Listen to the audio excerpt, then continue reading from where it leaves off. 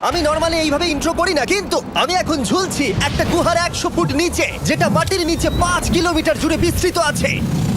আর আমরা এটা পছন্দ করি বা না করি, যখনই আমি আর আমার বন্ধুরা মাটি টাচ করলাম, আমরা অফিসিয়ালি এখানে আগামী 7টা দিন কাটাতে চলেছি। বাবারে, এটা আমার জীবনে করা সবথেকে ভয়ঙ্কর জিনিস। প্রথমত, আমাদের এখন এখান থেকে অনেকটা দূরে যেতে হবে। কেন? যদি ঝড় বৃষ্টি হয় তাহলে এই পুরো জায়গাটা জলে ভরে যেতে পারে, আর সমুদ্রের মতো ঢেউ এসে সবাইকে ভাসিয়ে নিয়ে যেতে পারে। সেই জন্য আমাদের আরো ভিতরে যেতে হবে একটা বেস ক্যাম্প বানানোর জন্য। ভাই এটা পুরো পাগলাম। এটা একটা অন্য জগৎ মনে হচ্ছে। এই কেভ এন্ট্রান্সটা হয়তো দেখতে সুন্দর, কিন্তু দেখে যা মনে হচ্ছে আসলে তা নয়। আর আমরা হয়তো জানি না যে আগামী 7টা দিন আমাদের জীবনের সব থেকে কঠিন সময় হতে চলেছে। সব থেকে বাজে ডিসিশন। ঠিক আছে, আর কিছুক্ষণের মধ্যেই অন্ধকার হতে চলেছে। ক্যাম্প না করলে আমরা বিপদে পড়বো। আমরা কোথায় যাচ্ছি সেটা কি বলবে? আমাদের ক্যাম্প সেটআপের জন্য একটা ফ্ল্যাট গ্রাউন্ড খুঁজতেই হবে। কেভের ভিতরে ঢোকার পরে আমরা এমন একটা জায়গা খুঁজে পেলাম যেটা অনেকটা উঁচুতে থাকায় আমরা জল থেকে সুরক্ষিত থাকতে পারবো। তার মানে এটা ক্যাম্পের জন্য পারফেক্ট। পারফেক্টটা একটু বেশি হয়ে গেল। মোটামুটি বলা যেতে পারে। ঠিক আছে, ক্যাম্পের জন্য মোটামুটি প্রথম দিনের বাকিটা আমরা কাটিয়ে দিলাম আমাদের জিনিসপত্র আনতে। প্রত্যেকটা ব্যাগের ওজন প্রায় 80 পাউন্ডস। আর যেমনটা তোমরা ফুটেজে দেখছো, আমরা এটা করতে 4 ঘন্টা লাগিয়ে দিলাম। এখান থেকে যাওয়া খুব কঠিন। তারপরে আমরা সবাই বেস ক্যাম্পে ফিরে গেলাম। ঠিক আছে, আমরা এখানে লাইট লাগিয়ে দিলাম। আমাদের সব জিনিসপত্র হোম বেসে চলে এসেছে। একটু ক্যামেরাটা ওদিকে দেখাবে? ওদিকটা কিন্তু ভয়ানক অন্ধকার, আর সবসময় এরকমই থাকবে। তাই আমরা ক্যাম্পিং গ্রাউন্ডের জন্য খুব বেশি কিছু করতে পারলাম না। কটা ফুটো করে দড়ি টাঙিয়ে দিলাম। এটা ধরো আর ওঠো দেখি। মনে হচ্ছে আমাদের হ্যামকগুলো ভালোই সাপোর্ট পাবে। আর তারপরে আমাদের সার্ভাইভাল গাইড জোয়ের সাহায্যে আমরা হ্যামক টাঙালাম। এই সরু দড়িটা আমার হ্যামকটাকে ধরে রাখবে। হ্যাঁ। ডিনার খেয়ে আমরা প্রথম রাত্রি ঠান্ডার জন্য তৈরি হলাম। আমি মিথ্যে কথা বলবো না, আমি যতটা ভেবেছিলাম তার থেকে এই হ্যামকটা অনেক বেশি কমফোর্টেবল। এই Oh God, আমি তো আমার চমকেই হাতটা তো গেছিলাম। বড় কেন ভাই? এই কেভটা 2.5 কিলোমিটার ডিপ, আর আমরা এখন এন্ট্রান্সের কাছেই ক্যাম্পিং করছি। কাল আমরা অনেক কিছু এক্সপ্লোর করব। তোমরা কেমন ঘুমালে? ভয়ঙ্কর। ঘুমই হয়নি। এটা সত্যি একটা অস্বস্তিকর পরিবেশ। কেভের উপর থেকে অনবরত আমাদের উপরে জল পড়েই যাচ্ছিল, তাই উপরে একটা প্লাস্টিক চাপালাম, কিন্তু তাও আমাদের হ্যামকের উপরে জল পড়েই যাচ্ছিল। একটা আইডিয়া আছে, চলো শেল্টারগুলোকে ভালোভাবে তৈরি করি। আমার মনে হয় এই প্লাস্টিকগুলোকে জুড়ে দিলে আর জল পড়বে না। বাহ, তুমি তো জিনিয়াস। আমি শুধু একজন ইউটিউবারই নয়, ঠিক আছে? আমার হ্যামকটা এটার উপরে ঝুলছিল। মানে দেখো, আমি আরেকটু হলে হ্যামক থেকে নেমে পড়ে যেতাম। আর আমরা সেই সময় এটা বুঝতেই পারিনি যে এই গর্তটা প্রায় 40 ফুট গভীর। তাই যখন আমি আর শন প্লাস্টিকগুলোকে জুড়ছিলাম, তখন ম্যাক আর কার্ল এই গর্তটা কতটা ভয়ঙ্কর সেটা দেখতে গেল। আমার হ্যামকটা দেখতে পাচ্ছো? ওখানে আমি ঘুমোচ্ছিলাম। এদিকটা দেখো। আর যেহেতু এই কেভে সব একই রকম দেখতে, তাই আমাদেরকে ফলো করা অনেকটাই কঠিন ছিল। এই ম্যাপে তোমরা আমাদের হোম বেস দেখতে পারবে, আর দেখতে পারবে ওরা ওখান থেকে কত দূর হ্যাঁ, যাচ্ছে। এটা তো খুবই ভয়ঙ্কর। ভাই এটা পাগলামো। আর যখন ছেলেরা র্যান্ডমলি এক্সপ্লোর করছিল, তখন আমি আর শন ক্যাম্পে কাজ করছিলাম। এই স্লিপিং ব্যাগটা এখানে কেন পড়ে? কারণ এটা থেকে পিয়ের গন্ধ বেরোচ্ছে। ইয়া, এটার থেকে শেখা উচিত স্লিপিং ব্যাগ ভাড়া নিতে নেই। আমরা স্লিপিং ব্যাগ কেন ভাড়া আমি- নিচ্ছি? কেন আমি আমরা জানি না। স্লিপিং ব্যাগগুলো কিনে আনতে পারলাম না? আর তারপরে আমরা এই দুটো প্লাস্টিককে জিপ টাই দিয়ে জুড়ে দিলাম। কিছু মনে করো না, এই দড়িটার উপরে আমার জীবন বাজি আছে। আর তখন ওইদিকে ম্যাক আর কার্ল তখন ওই গর্তের মধ্যে। ও মাই গড, ম্যাক! আর শেষ পর্যন্ত ওরা একদম নিচে পৌঁছে গেল। এই, আমি তো ভাবলাম সবাই ক্যাম্প নিয়ে কাজ করবে। আমরা শুধু দেখাচ্ছিলাম জায়গাটা কতটা ভয়ঙ্কর। না বললেই হবে, তোমাদের স্কিল নেই। আচ্ছা ঠিক আছে। আর যদিও ওদের এবার ফিরে আসা উচিত ছিল, কিন্তু কাল আর ম্যাক এটা কতটা গভীর সেটা দেখানোর চেষ্টা করলো। ভাই এটা দেখতে দারুণ লাগছে। তুমি কি নদীটাকে পার করতে পারবে? কিন্তু ওরা এটা জানে না যে এই রিভারটা এই কেভের গোটাটাই জুড়ে আছে। তার মানে এর মধ্যেও আমাদের কিছুটা সময় কাটাতে হতেই পারে। ওই তো ওরা এসে গেছে। এসো। তোমরা রান্না করে রেখেছো তো? হ্যাঁ, রান্না করেছি। ঠিক বলেছে। একটা নতুন বাড়ি, ঠিক বলেছি তো? একদম। এখন আমাদের একটা ছাদ আছে। আর এটা তো দারুণ। জিমি রান্না বেশ ভালোই আর করেছে। আমরা আমাদের ফায়ার পিটটাকে এই সুন্দর জায়গাটাতে নিয়ে এসেছি। জায়গাটা কেমন? বেশ গরম। আরামদায়ক। এই পাথরগুলো গরমটাকে ধরে রাখবে এবং ওপর থেকে যে পি পড়ছে সেগুলোকে আটকে দেবে। ওটা পি নয়। তাহলে ওটাকে কি বলবো? যদি জানি না, হয়তো বৃষ্টির জল হবে। না, এটা বৃষ্টি নয়, না, পাথর মানে ইয়ে তুমি- করছে। এই একটু উপরে দেখাও। তুমি মেঘ দেখতে পাচ্ছো? পাথর দেখা যাচ্ছে। এটা বৃষ্টি নয়, রক পি। Rock P. ঠিক আছে, রক পি। ঠিক আছে, এটা রক পি। আর একটা শুকনো রাত ঘুমিয়ে কাটাবার পরে আমরা ঠিক করলাম জো আমাদের সার্ভাইভাল এক্সপার্ট, তাকে নিয়ে আমরা কেভের শেষ প্রান্ত অব্দি যাব। Cave, cave! Cave, cave! Cave! Cave! Cave! দেখা যাক আমরা কেভের কতটা গভীরে যেতে পারি। তোমরা কিন্তু মনে রাখবে আমরা সবেমাত্র কেভের এন্ট্রান্সের দিকেই আছি, আর আমাদের ইচ্ছা এই কেভের শেষ প্রান্ত অব্দি যাওয়া, অবশ্যই না মরে গিয়ে। ও মাই গড, এটা তো খুবই স্টিফ। আরে এটা তো সবে শুরু। আমরা কেভের আরো গভীরে এসেছি। তোমরা সবাই সাবধানে আসবে। এটা খুবই ছোট জায়গা, আমার মনে হয় না এখান থেকে আমি যেতে পারবো। কেভ এক্সপ্লোরের ইন্টারেস্টিং জিনিসটা হলো, যা হোক করে আমাদের এই ছোট্ট ফাঁকগুলোর মধ্যে দিয়ে এগিয়ে যেতে হবে। ও মাই গড, খুব ছোট জায়গা। আর তারপরেই খুব বড় একটা জায়গা আসবে, সেটা এতটাই বড় যে কিছু না দেখতে পাওয়ার জন্য এটা করতে হলো। ও মাই গড। এবার আমি সব দেখতে পাচ্ছি, এটা দুর্দান্ত। এটার তো অনেক আলো।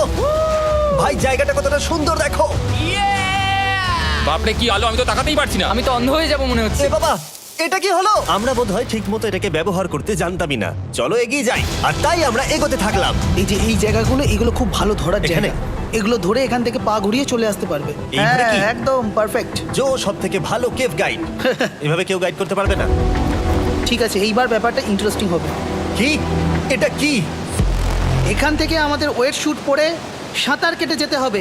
গতকাল ম্যাক আর কার্ল এটা নিয়ে মজা করছিল, কিন্তু এই কেভে আমাদের পরের অ্যাডভেঞ্চারটা ছিল একটা প্রায় জমে যাওয়া নদীর মধ্যে। ও মাই গড, এটা তো পাগলামি! তার মানে আমাদের ওয়েট শুট পড়তেই হবে যাতে আমাদের হাইপোথার্মিয়া না হয়। আমরা এটা কেন করছি? এই এক্সপেরিয়েন্সটা তো জীবনে একবারই হবে। এটা করলে হয়তো আর নাও বেঁচে থাকতে পারি। আমাদের এই কেভের শেষে পৌঁছতে হলে আমাদের এই নদীর মধ্য দিয়ে, এই ছোট্ট ফাঁকগুলোর মধ্য দিয়ে সাবধানে ধীরে ধীরে এগিয়ে যেতে হবে। আস্তে আস্তে নামো, স্রোতের কারণে পা পেছনে টানতে পারে। ঠিক আছে, আমি তাহলে নামছি। তুমি ওই দেয়ালগুলো ধরে ধরে এগোতে থাকো আস্তে এটা তো আস্তে। খুব ঠান্ডা। তুমি পারবে জিমি। জানি না এখানে ঢুকতে পারবো কিনা। জিমি, এবার তুমি জল থেকে উঠে দাঁড়িয়ে পড়ো। Oh my God! এটা সত্যি একটা পাগলামি। এখানে কি ঠান্ডা! যখন তোমরা খুব ঠান্ডা জলের মধ্যে থাকবে তখন একটা পাথরকে ধরে এগিয়ে চলা খুব কঠিন হবে। Oh my God! এটা সত্যি পাগলামি। ম্যাক, গার্ড, চলে এসো। আমার ভয় লাগছে। চলো চলো, পারবে। ভাই। এগোতে থাকো, পেছন দিকে তাকিও না। একবার দেখো আমরা কি করছি। কিন্তু এই বাধাগুলো এতটা কঠিন ছিল না সামনে যা আসতে চলেছিল তার তুলনায়। আমরা পেরেছি। কেভ কেভ কেভ এই, কেভ। একটা কথা শোনো, আমরা 10% আসিনি। তার মানে এখনো আমরা শুধুমাত্র সার্ফেসেই রয়েছি। আর শেষ প্রান্তে পৌঁছতে হলে আমাদেরকে আরো 2 কিলোমিটার যেতে হবে। যেরকম তোমরা দেখতে পাচ্ছ এখানে 24/7 বৃষ্টি হয়, তাই আমি একটা আড্ডা মারার জায়গা তৈরি করেছি যেখানে আমরা কেউ ভিজবো না। আমি ভাবছি আমি যদি এটা না বানাতাম তাহলে কি হতো। আমি নিশ্চিত যে ওদের একটা ভেজা পাথরের উপর শুতে হতো। আমাদের ক্রমাগত এগিয়ে যেতে হবে এবং শরীরটাকে ভিজে রাখতে হবে। ঠিক আছে। নইলে আমাদের শরীরের তাপমাত্রা কমে এটা যাবে। এতটা কঠিন কেন? সব থেকে বাজে ব্যাপার হলো আমরা যতটাই দিকে এগোবো ততটাই আমাদের পিছন দিকে ক্যাম্পে ফিরতে হবে। আমাদের পরের বাধাটা হয়তো জলের মধ্যে নয়, কিন্তু তার মানে এটা নয় যে সেটা সহজ হবে। আরে এটা কি মাকড়সার জাল? কিন্তু আমি মাকড়সা দেখতে পাচ্ছি না। তার কেন? মানে ওটা আমাদের উপরে আছে। আরে তোমার গায়ে, তোমার গায়ে। আমার বন্ধুরা বলতে বাজে এই গেমটা মিস্টার বিস ভিডিওর মতো, যত এগোবে ততই কঠিন হবে। সত্যি কথা বলতে যদি আমাদের সাথে জো না থাকতো আমরা মরেই যেতাম। আর 3 ঘন্টা পরে জো আমাদের জন্য একটা বাজে খবর নিয়ে এলো। জল অনেকটা বেড়ে গেছে আর আমরা অনেকটা সময় লাগিয়ে ফেলেছি, তাই আজকে আমাদের আবার ক্যাম্পে ফিরে যেতে হবে। আমি মানবো না। তুমি সেফটি এক্সপার্টের কথা অমান্য করতে পারো না। আমি এটা মানবো না। সত্যি কথা বলতে আমাদেরকে ফিরতেই হতো, কারণ এর আগে আমরা শুট করতে অনেকটাই সময় নষ্ট করে দিয়েছি। তারপর ফ্লেয়ার নিয়ে খেলেছি, তাই আমরা ফিরে যাচ্ছি আর এই মিশনটা আমরা পরের দিন আবার শুরু করব। শন, আমরা এসে গেছি। আরে তুমি এখানে কি করছিলে? এখন তোমরা কেউ ভিজবে না। আমি তো জানতামই না এই লাইটগুলো আমরা এনেছি। এগুলো দারুণ লাগছে তাই না? দুঃখের বিষয় আজকে আমরা মাত্র 20% এগোতে পেরেছি, কিন্তু বিশ্বাস করো আমরা শেষ পর্যন্ত অবশ্যই যাব আগামী কয়েকদিনের মধ্যেই। আমার মনে হয় কোনোদিনই হবে না। আমি তো বললাম। আমরা ডে 4টা রেস্ট নেব আর ডে 5 এ চেষ্টা করব এই কেভের শেষ অবধি যাবার। দেখা যাক কি হয়। ডে 3 তে মজা হলো, কালকে আবার দেখা হচ্ছে। আর কেভের ভিতরে 3টে খুব বাজে রাত কাটাবার পরে পরের দিন সকালে আমাদের মাথায় শুধু একটাই কথা আসছিল। আমার একটা হট শাওয়ার চাই, তবে আমি এখন একটু শান্তি পাবো। ও, এখন শাওয়ার পেলে কিন্তু দারুণ হয়। আমি চান করিনি প্রায় 3-4 দিন হয়ে গেল। তোমরা নিশ্চয়ই জানো কেভের মধ্যে শাওয়ার করা সম্ভব নয়। আমাদের অনেকটা পথ হেঁটে সাবধানে আগের রিভার বেডের কাছে পৌঁছতে হলো। ও মাই গড! আমি আমার ব্রেনকে ফিল করতে পারছি। আমি এভাবে ব্রেনকে ফিল আমার করিনি। কপালটা জমে গেল পুরো। চলো ড্রোন দিয়ে মাথার চুলগুলো শুকিয়ে নি। এদিকে এসো ড্রোন। ও দাঁড়াও দাঁড়াও দাঁড়াও, এটা কিন্তু কাজ করছে। হ্যাঁ, দারুণ কাজ করছে। ড্রোন থাকতে হেয়ার ড্রায়ারের কি দরকার? আর চুল শুকানোর পর আমরা জয়ের সাথে জার্নির প্ল্যান করতে বসলাম। এটা কি জো? এটাই কেভের ম্যাপ। আগেরবার আমাদের থামতে হয়েছিল কারণ জল খুব জোরে বইছিল। এখন বৃষ্টি কম হচ্ছে, তাই কালকে আমরা নিশ্চয়ই এই কেভের শেষে পৌঁছে যাব। এটা ভয়ঙ্কর হতে চলেছে। প্রথমে আমাদের কালকে যেখান দিয়ে গেলাম সেখান দিয়ে আগে যেতে হবে। জলের মধ্যে ঝাঁপ দিতে হবে এবং পাথর দেখে হাঁটতে হবে। এগুলো সবকটা আমরা যদি পার করতে পারি তাহলে আমরা গ্লো ওয়ার্ম চেম্বারে পৌঁছে যাব। কেমন দেখতে তুমি সেটা বলো না, আমি তোমাদেরকে সারপ্রাইজ দিতে চাই। আমার মনে হয় আমরা পারবো। ওইসব বাদ দাও, আমরা ঠিক কালকে পৌঁছে যাব।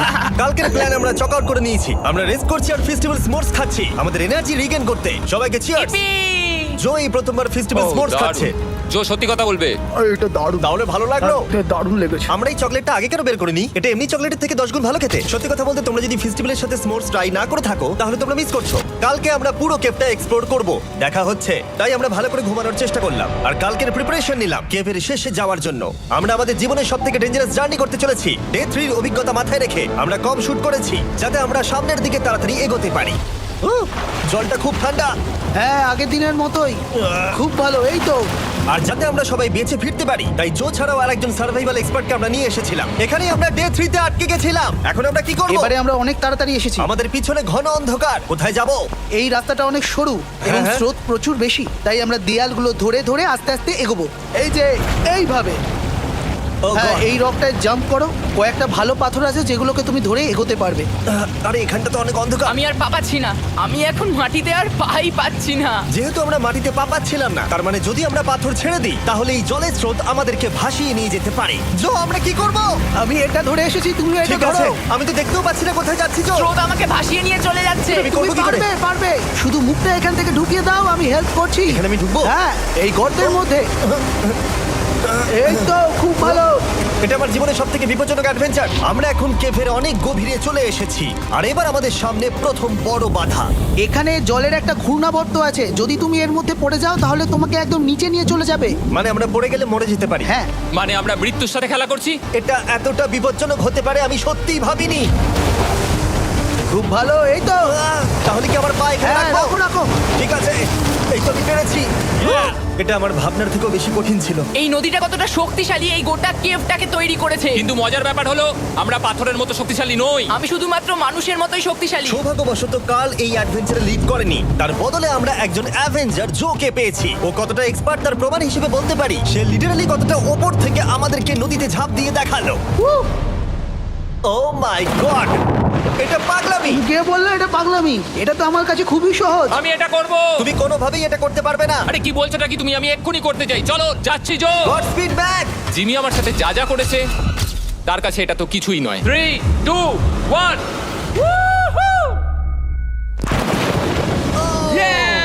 তুমি করবে? না, আমরা না এগুলো শেষ পর্যন্ত যেতে পারবো না। ও মাই গড, আমাদের নিচের দিকে যেতে হবে। আমরা সবসময় স্রোতের উল্টো দিকে কেন যাই? এখন শুধু আমি ভেসে ভেসেই যেতে পারবো, আর কিছু না। এই জলের তলায় অনেক ধারালো পাথর আছে, তোমরা সেগুলোকে দেখতে পাবে না, তাই সাবধানে পা ফেলবে। ও মাই গড, আবার এটা গভীর আরে হচ্ছে। আমার পা তো কিছুর উপরে রাখতে হবে। ছোট পাথরগুলোই একমাত্র বাধা ছিল না, মনে হচ্ছে আমাদের প্রতিটা পদক্ষেপে। ও ভাই, আমি কিচ্ছু দেখতে পাচ্ছি না। এটা খুব ভয়ঙ্কর। কেভটা আরো অন্ধকার হয়ে আসছিল এবং আরো সরু। আর তখন আমরা জানতাম না যে আমরা ফিনিশ লাইন অবধি পৌঁছতে পারবো কিনা। ও, আহ। আমি ক্লান্ত হয়ে পড়েছি। এই কেভে আরো কঠিন বাধা আসার আগে তোমাদেরকে আমি কিছু দেখাতে চাইবো। জো, তোমার ব্যাগটা দাও। Thank you. তুমি জানো এর মধ্যে কি আছে? না জানি না কি আছে। Brand new mister beast lab swamp. সত্যি কথা বলছি, গত 5 ঘন্টা ধরে যেহেতু আমি অনেক পরিশ্রম করেছি, তাই কোনো মতেই এখন এটা আমি বলার মতো অবস্থায় নেই। তাই এটা শুট করার 1 মাস পরে আমি পুরো কেপ সেটটা তৈরি করলাম ফিউচার জিমি নেম ট্যাগ দিয়ে। তারপরে বললাম, হে আমি ফিউচার জিমি, আর আমি এখন তোমাদেরকে বলবো brand new toy line of mister beast lab swamp সম্পর্কে। এটা একটা কালেক্টিবল টয় লাইন, আর এখানে 119টা ইউনিক ডিজাইন ক্যারেক্টারও আছে যা তোমরা কালেক্ট করতে পারো। আর সবথেকে দারুণ ব্যাপারটা হলো, কোন ক্যারেক্টারটা তুমি পেয়েছো সেটা জানতে হলে এই টিউবে ওয়াটার দিয়ে নাড়াতে হবে, আর তোমার সোয়ামস তোমার সামনে চলে আসবে। আর আমি এটা ডেমনস্ট্রেট করতে এই বিশাল বড় টিউবটাকে বানিয়েছি। এই টিউবটাকে জল দিয়ে ভরে দাও। তোমাদের এত জলের দরকার নেই, এটা অনেক বড় বলে এত লাগছে। ঠিক আছে, এটা এখন জলে ভর্তি হয়ে গেছে। এবার এটাকে একটু নাড়াতে হবে। এটা কি আর নাড়াতে হ্যাঁ হবে? হ্যাঁ, অনেক নাড়ানো হয়ে গেছে। এবার জল ঢালো এখানে। জো ঢালছে। আর জল ঢালার পরে তোমরা দেখতে পাবে তোমরা কোন সোয়ামটা পেয়েছো। এটা সব থেকে রেয়ার হাইপোক্রোম, যেটা মাত্র 1000টা বানানো হয়েছে। জো, এটা তোমার। থ্যাংক ইউ সো এটা মাচ। চাই। আর এটা তোমার। কাল কি নেবে? আমার কাছে দুটোই ছিল। আর আমরা শুধু সোয়ার্মেই থেমে নেই, আমরা এই অ্যাকশন ফিগার প্যান্থারগুলো বানিয়েছি যেগুলো এই ব্রিফকেসে আছে। আর এই সোয়ার্মের মতো এই মিউটেটর যখন তোমরা কিনবে দেখতে পাবে এর ভেতরে কি আছে। কোথায় কিনবো? ভালো হয়েছে জিজ্ঞাসা করলে। মিস্টার বিস্ট ল্যাব টয়েস এখন তোমরা পৃথিবীর সব জায়গায় পেয়ে যাবে। এগুলো সব বেরিয়ে গেছে, তোমরা গিয়ে কিনে নাও। আর কেবের মধ্যে অনেক সমস্যা পেরোনোর পরে আমরা ফাইনালি পৌঁছে গেলাম গ্লো ওয়ার্ম চেম্বারে। ভাই, এবার খুব ভালো লাগছে। ঠিক আছে টিম, তোমাদের গ্লো ওয়ার্ম চেম্বারে স্বাগত। এ তো দারুণ। এটা দারুণ লাগছে। ভাই, এটা পৃথিবী মনে হচ্ছে না এখানে একদমই। যে আলো তোমরা দেখতে পাচ্ছ সেগুলো আসলে ছোট ছোট বায়োলুমিনেসেন্ট গ্লো ওয়ার্ম তৈরি করেছে। এটা দেখতে অনেকটা মিল্কি ওয়ে গ্যালাক্সির মতো লাগছে। ওয়াও! আর এই মুহূর্তটা, এই ভিউ, সত্যি বলতে এই ট্রেকের সমস্ত ক্লান্তি যেন দূর করে দিল। এখানে অবধি পৌঁছানো যেন সত্যি একটা অ্যাচিভমেন্ট ছিল। কিন্তু এখন আমাদের যাত্রা শেষ হয়নি, কারণ আমাদের এখান থেকে এখন বেস ক্যাম্পে ফিরতে হবে। আজকে ডে 6 হতে চলেছে, এখনো ওরা আসেনি আর আমি খুব ক্লান্ত। আমার মনে হয় না আমি ভালো করে ঘুমোতে পারবো। ওদের জন্য খুব চিন্তা হচ্ছে। এই ট্রিপটা অনেকটাই সহজ ছিল কারণ আমরা স্রোতের সাথে ভেসে ভেসে যাচ্ছিলাম। আর যেহেতু তোমরা এই ট্রিপটা দেখেছো তাই আমরা এটাকে স্কিপ করলাম। কিন্তু সত্যি বলতে এই জার্নিটাও অনেকটা বেশি সময় নিল, কারণ আমরা ক্যাম্পে পৌঁছানোর আগেই 6 নম্বর দিন চলে এলো। শন, সবাই ঠিক আছে তো? আমার খুব চিন্তা হচ্ছিল। Happy day 6। ডে 6 খুব ভালো। এনার্জি বাড়াতে আমরা আগুনের উত্তাপ নিলাম এবং ফাইনালি আমরা কিছু খেতে পেলাম। এটা খুবই অ্যাডভেঞ্চারাস ডে ছিল। কালকে দেখা হচ্ছে, মানে আজকেই হয়তো। এটা হয় ডে কোনোদিন 6 হবে না। নাকি আজকে, না আমি জানি না। এত বড় ট্রেক সম্পূর্ণ করার পরে শারীরিকভাবে চূড়ান্ত ক্লান্ত হওয়া সত্ত্বেও জানি না কেন কিন্তু আমি একদমই ঘুমাতে পারছিলাম না।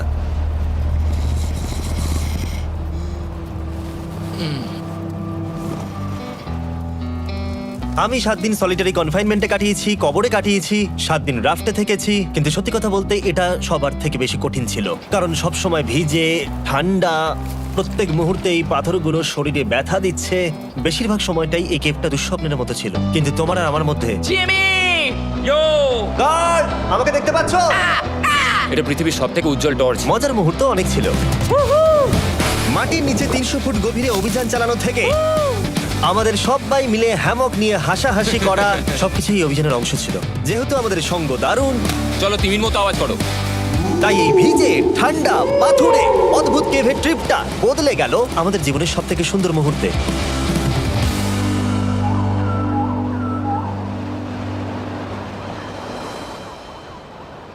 আমরা এখান থেকে যাব না যতক্ষণ না সবকিছু তোলা হচ্ছে, আর আমি সবকিছু বলেছি মানে সবকিছুই।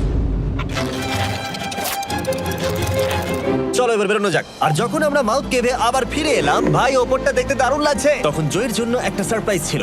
বেরোনোর আগে জো, আমরা তোমার কাছে কৃতজ্ঞ, তাই এই নাও 50,000 নিউজিল্যান্ড ডলার, 10,000 করে প্রত্যেক জনের প্রাণ বাঁচানোর জন্য। Oh my god, thank you so much Jimmy. Thank you Joe. Love you Joel. এবার আমাদের সব কাজ হয়ে গেছে, চলো বেরোনো যাক। 7টা দিন পরে আমরা ফাইনালি এখান থেকে বেরোচ্ছি।